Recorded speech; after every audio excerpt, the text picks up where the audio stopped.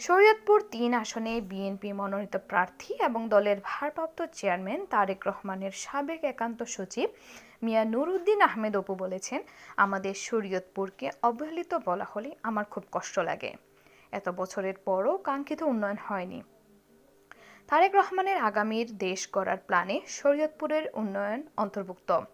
সোমবার ৫ই জানুয়ারি ভেদরগঞ্জ উপজেলার ছয়গাঁও ইউনিয়ন এলাকায় জনগণের সঙ্গে সৌজন্য সাক্ষাৎ শেষে এসব কথা বলেন তিনি। নুরউদ্দিন আহমেদ অপু বলেন, আগামীতে শরীয়তপুরকে একটি গর্বিত জেলা হিসেবে গড়ে তুলতে চাই। দেশনেত্রী বেগম খালেদা জিয়ার জন্য আপনারা দোয়া করবেন। মহান আল্লাহ যেন তাকে জান্নাতুল ফেরদৌস নসিব করেন। ছয়গাঁও ইউনিয়নের পাপড়াইল এলাকার লাল শরীফ সর্দার বাড়িতে সৌজন্য সাক্ষাতের মাধ্যমে তার সফর শুরু হয়।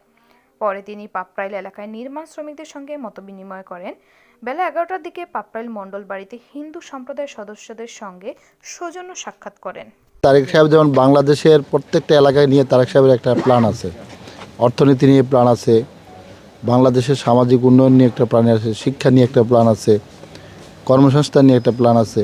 এইভাবে প্রত্যেকটা সেক্টরে তারেক রহমান একটা বিশেষ, আমাদের প্রিয় নেতার বিশেষ একটা প্ল্যান আছে।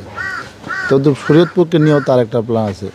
শরীয়তপুরকে গত 17 বছরে বলা হয় অবহেলিত শরীয়তপুরকে একটা মডার্ন এবং আধুনিক শহর বানানোর জন্য তারেক রহমান সাহেবের একটা প্ল্যান আছে।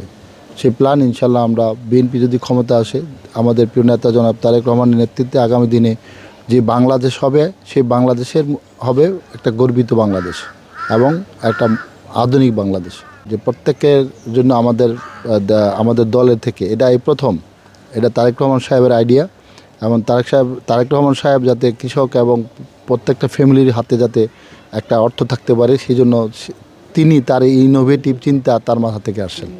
আমাদের প্রিয় নেতা জনাব তারেক রহমান সাহেব যে প্ল্যান করেছেন সেটা হলো বাংলাদেশকে নিয়ে। সুতরাং এখানে ওদের নিয়ত ঠিক সহি ছিল না, আমাদের নিয়ত সহি আছে বিদায় আমরা ইনশাআল্লাহ এটা প্ল্যানলি করতে পারবো, প্রপারলি করতে পারবো।